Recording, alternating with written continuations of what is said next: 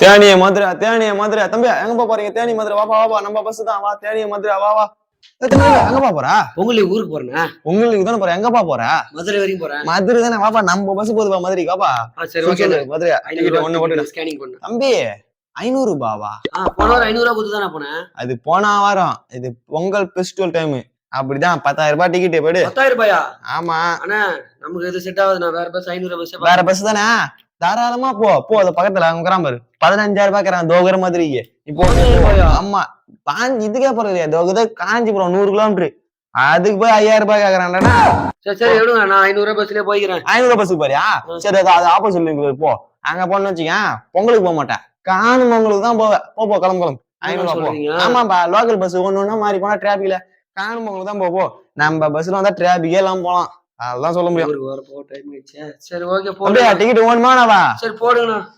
அதேதான் இந்தா ஸ்கேன் பண்ணு. போ போ போ பஸ் போ போ. சீட்டு காலியா போகுது. வா வா பட்டுனே மதுரை மதுரை தேனி மதுரை மதுரை.